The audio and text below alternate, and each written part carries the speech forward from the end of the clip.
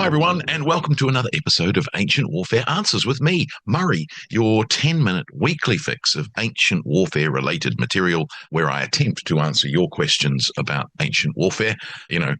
We should probably have a t-shirt saying, how often do you think about ancient warfare, rather than just the Roman Empire?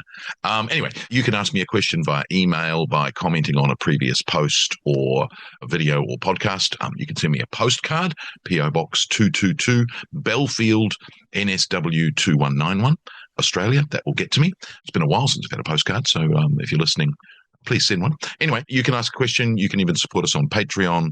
Go to patreon.com/ancient warfare podcast. You can back us at one of three different levels: Legionary, Optio, and Centurion.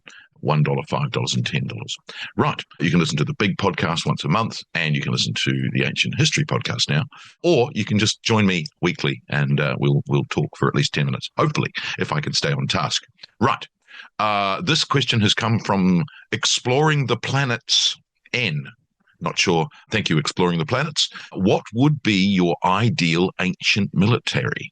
Mine would be a semi-nomadic people with skilled cavalry and infantry, the best of both worlds. How would you structure this military, and what are your historical inspirations for this thought experiment? Ooh, well, what would be my ideal ancient military? I'm a bit biased. I'll say that. For me, the thing that brings out the ideal is the not just the troop types and the weapon types, but also the leadership and the achievements of said leadership. So really, in that sense, you can't really go past Alexander and what he was able to achieve with the Macedonian phalanx and other assorted troops in the Persian Empire between 334 and 323 BC. But why? So I think that the interesting thing for me about the Macedonian phalanx is that you had a whole series of developments in Greek military history about the depth of the line and the length of the spear. And what the Macedonian phalanx seems to take advantage of is an ideal depth of line, which is 16 standardly, which has been sort of deepening in the 5th century. It seems to be somewhere between 8 and 12 is the hoplite phalanx depth. But of course, the Thebans are reputed to have had a line depth of 25 and 50 even at Leuctra. So in that sense, you get the sort of narrowing down of a better line depth. You then get the drilling and the maneuvering of the phalanx, the Macedonian phalanx, which we have recorded in much, much later Tactica, which are a whole fascinating aspect of themselves, because the three Tactica that we have surviving, written in 50 BC, 110 AD, and 135 AD, which is amazing considering that the Macedonian phalanx hasn't been around in all of those cases for at least 100 or more years. So why are the Romans still recording how to drill a Macedonian phalanx? That's fascinating. That's a different podcast, that one. Now, for me, in that sense, when you read the Tactica and you understand that the Macedonian phalanx was divided, so it's around 9,000 men.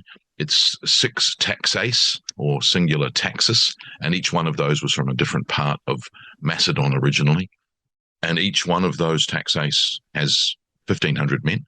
Each of those taxae is divided again into 6 syntagmata, and a syntagma has 256 men.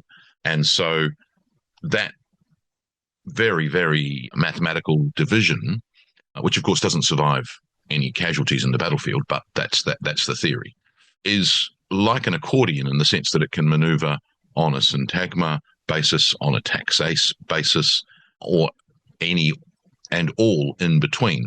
And so the drill of the Macedonian phalangite to do not only advances an echelon, which is another development in the 4th century BC, but also being able to withdraw behind another unit next to them so that they can allow the chariots through at the Battle of Gaugamela, for instance, is amazing discipline. And I think that's probably the highlight of that, is that the discipline of the Macedonian phalangites, the Macedonian phalanx, is what for me makes it ideal.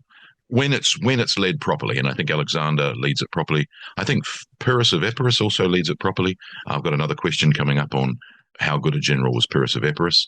And even though we tend to look at him and we remember Pyrrhus as being the fomenter of the Pyrrhic victory, he still does win those battles. And so that's interesting. But I think the fact is that what you have with that phalanx, which is the cornerstone, even though it's in the middle, very strange, the cornerstone of the Macedonian achievements of Philip and then Alexander and then the Hellenistic empires, you've got this amazing, disciplined, well-drilled infantry unit that seems nigh on impregnable when it's in its ideal situation. It later stagnates and gets defeated by the Romans, but when it's at its best, it's the most amazing military machine. Its flanks are guarded by the hypaspists and by peltasts and other auxiliaries on the left, other light armed troops, and then on the wings, of course, you've got cavalry for the sort of standard Macedonian formation. And for me, that discipline and that ability on the battlefield to react to any situation with a countermarch or a withdrawal, the Battle of Chaeronea, for instance, Philip withdraws his right wing, and I think he does that until the line cohesion of the Thebans and the Athenians opposing him is disrupted, because they pursue his retreat too far. And as soon as that line is disrupted, he stops his retreat or his withdrawal and advances.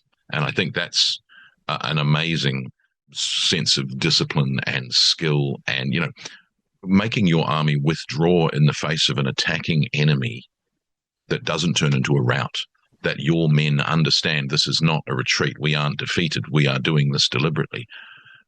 Having that understood within your army, within your units, is the most remarkable unit cohesion, confidence in your commander, discipline, all of those things come into it. And the fact that they are able to do that, and the fact that when Alexander is fighting with the phalanx, he advances his rightmost taxis of the phalanx in echelon at almost all of his battles. And that idea that this is your role, this is what you do, this is where you fight, is something that is really quite important for all militaries ever since. So for me, it is the Macedonian phalanx in its ideal form, well led. Now, what you get then, of course, is after the defeat of Alexander, there are still Alexandrian veterans around for quite some time, grey-haired and fighting on. But the phalanxes of the Hellenistic empires start to enlist their own men. They are still trying to emulate the discipline and the training that's been seen in the Macedonian phalanx. So, for instance, Pyrrhus of Epirot has an Epirot phalanx. He's got Molossians and Epirites in his phalanx. Of course, the Molossians are also famous for their cavalry. So it's got a cohesion, and I assume that the 6 taxates of the original Macedonian phalanx, each from a region of Macedonia, each commanded by local aristocracy, and we can sort of show that in those commanders of the phalanx where we know their origins, we know they're from the same region as the men they're commanding. So there's an esprit de corps there, presumably, and this is again something that we get in the Tactica. That's something that's emulated, that if you're taking your phalanx from your own home region, whether it be Egypt for Ptolemy or, Epirus and Molossia for Pyrrhus, you're taking them from the same region. They're being trained with men of their same kind of background and people they knew. So they, which is again stretching all the way back to the 5th century and before, where you get the demes of Athens, for instance, and the lochoi of the Athenian army, again based on people who knew one another as demesmen. So that it's a camaraderie that you get in that unit. And then you get that emulation. And again, it's when they're commanded properly that this military machine of the Macedonians is so fascinating and so successful. The problem is that you start to get a sort of ever burgeoning numbers of the phalanx, that when the Hellenistic successors are fighting only themselves, they start to think that the best edge they can get is more men in the phalanx. So you get 16,000, 20,000 more. You get more cavalry, you get more elephants. And so it just starts to kind of it's kind of like an arms race, but it's kind of an elephantine arms race where it just gets bigger and bigger and bigger. And it loses the flexibility that it had under Alexander and Pyrrhus and Philip. And so when the Romans encounter it, the battles in the 2nd century BC. So Magnesia, Chynoscephali, and Pydnerus most famously. There are others as well, which tend not to get looked at.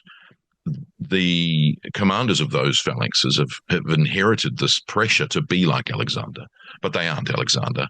And the phalanx themselves is inflexible. It, runs into disrupted terrain and gets defeated. Whereas when you look at Alexander, he was able to overcome those issues through thinking outside the square and trusting in his men and them trusting in him. So anyway, that would be my ideal military. And I'd structure it exactly the way that Alexander did, as according to the Tactica manuals. And I think that's probably enough of my historical inspirations for this thought experiment. So there you go. Anyway, thanks for that. Thanks for that, exploring the planet. And join me again for another episode of Ancient Warfare Answers.